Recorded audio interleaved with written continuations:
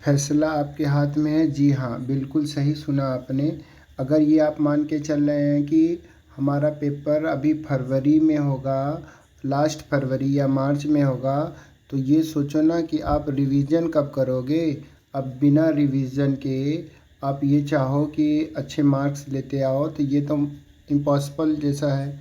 तो इसलिए ही वहाँ बताया गया है थंबनेल में कि आपको बस किसी भी हाल में दिसंबर लास्ट तक आपको ये जितने भी चैप्टर हैं मैथ के, जैसे संख्या पद्धति, बीजगणित, निर्देशांक, ज्यामिति, त्रिकोणमिति, मेंसुरेशन और सांख्यिकी, इन सारे चैप्टर्स को एक बार पूरी तरह से कवर कर लेना है। और उनमें से इसीलिए तो आज हम सिलेबस पर चर्चा कर रहे हैं कि बिना सिलेबस जाने आपको अभी तो ये पता नहीं है, 6 महीना बीत गया, मुश्किल से आपको जो है 3 महीने बचे हैं। अगर 3 महीने मेहनत से नहीं पढ़े आप, तो ये मान के चलो आपका रिज़ल्ट बता देगा कि आपने मेहनत कितनी अच्छी की है।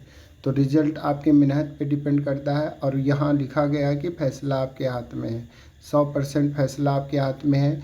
आप चाहोगे तो रिज़ल्ट अच्छा आएगा, और आप चाहोगे तो बस दूसरों को दोष देते रहना कि सिलेबस ख़त्म नहीं हो पाया था या अच्छे टीचर नहीं मिले थे। ये सारे बहाने होते हैं, बस रिज़ल्ट ही सब देखते हैं। तो हम आपको बताते हैं कि मैथ में कौन कौन से चैप्टर पढ़ने हैं और कौन कौन से चैप्टर छोड़ने हैं, किस चैप्टर से कितने नंबर का क्वेश्चन आएगा। तो देखिए, जैसा कि हमारा पहला जो इकाई है, पहली यूनिट है, उसमें संख्या पद्धति है। संख्या पद्धति से 5 नंबर के क्वेश्चन आते हैं। बीजगणित में 18 नंबर के क्वेश्चन आते हैं। निर्देशांक ज्यामिति से भी 5 नंबर के क्वेश्चन आएंगे।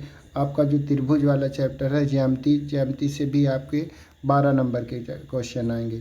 त्रिकोणमिति से 10 नंबर, मेंसुरेशन से 10 नंबर, और संख्या पद्धति सांख्यिकी से आपको 10 नंबर के क्वेश्चन आएंगे। तो कुल मिला के आपके कितने हो गए? 70 नंबर। अब की बार कुछ अच्छी बातें भी हैं, सिलेबस चेंज हुआ है। आपको 20 नंबर बहुविकल्पीय टाइप के और 50 नंबर आपको जो है डिस्क्रिप्टिव टाइप के, यानी हर बार जैसे क्वेश्चन आते हैं और आपको उनको हल करना होता, वो रहेगा। ये 20 नंबर जो बहुविकल्पी होंगे, उनमें 4 ऑप्शन दिए रहेंगे। 4 ऑप्शनों में से जो ऑप्शन सही होगा उसको आपको पूरी तरह से भरना है। बोले कैसे भरना है, इसके लिए एक अलग से हम वीडियो बनाएंगे। आज हमारा पूरा फोकस आपको मैथ के सिलेबस कवर कराने से लेकर मैथ में कौन से चैप्टर से क्या कितने नंबर आएंगे, इन पर रहेगा। ठीक है। तो आगे चलिए देखते हैं। संख्या पद्धति में आपका पहला चैप्टर जो है वास्तविक संख्याएं हैं। वास्तविक संख्या से आपको जो यहाँ लिखा है कि करड़ी में 2, करड़ी में 3 और करड़ी में 5, ये मोस्ट इम्पॉर्टेंट क्वेश्चन है, हर बार एग्ज़ाम में आते रहते हैं, तो इसे आप देख लीजिएगा अच्छे से। ठीक, आगे देखिए, ये तीनों पर आप बारी बारी से प्रैक्टिस कर लीजिएगा। अगर जिस भी क्वेश्चन में आपको डाउट हो तो आप हमें कमेंट करिएगा, कमेंट में क्वेश्चन बता दीजिएगा और हम उस पर आपको वीडियो बना के देंगे। यहाँ हम आपकी पूरी मदद करने के लिए हैं। ठीक, अगर ये वीडियो पसंद आए तो इसे शेयर करिएगा दोस्तों में और लाइक करिएगा।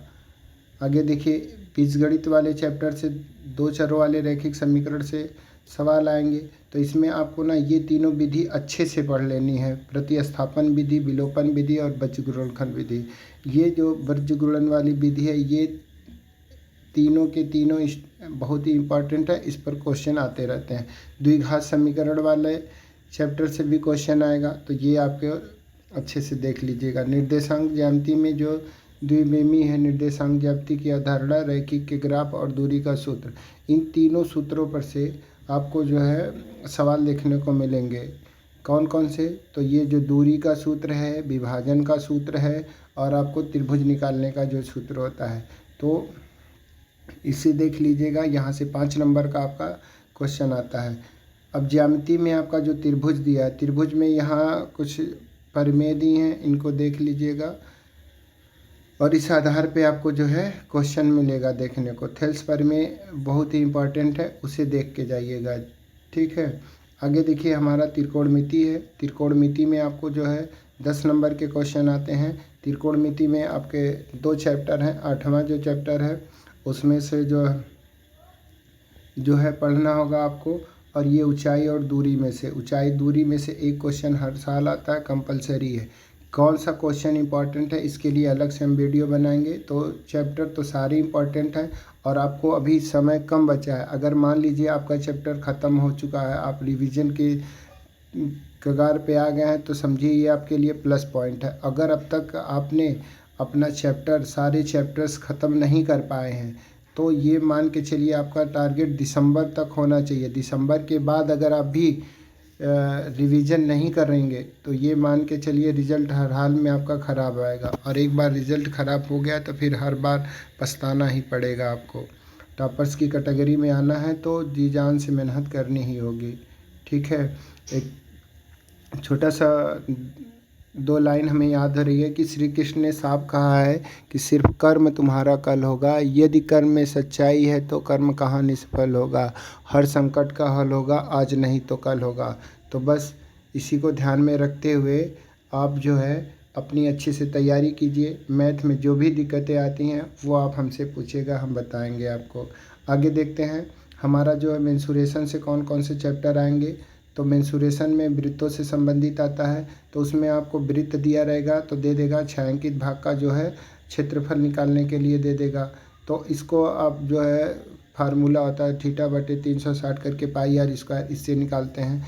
या और भी वृत्तखंड के दे देगा क्षेत्रफल ज्ञात करने के लिए, त्रिज्यखंड के क्षेत्रफल ज्ञात करने के लिए और वृत्त का क्षेत्रफल ज्ञात करने के लिए।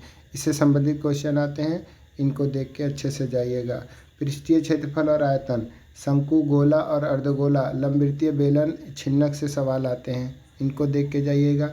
ये जितने टॉपिक हैं ये वाले टॉपिक से अक्सर 6 नंबर के क्वेश्चन आया करते हैं एग्ज़ाम में, तो कम से कम इसे देख लीजिएगा। आगे हमारा सांख्यिकी है। सांख्यिकी में आपको जो है माध्यक निकालना होता है, माध्य निकालना होता है और बहुलक निकालना होता है। तो माध्य, माध्यिका और बहुलक, संचयी बारंबारता के ग्राफ से संबंधित क्वेश्चन आते हैं। यहाँ तक तो हमारा सिलेबस था और इन सिलेबसों को आपको हर हाल में दिसंबर तक कवर करना है। अगर उससे पहले आप कर लेते हैं तो ये आपके लिए प्लस पॉइंट होगा।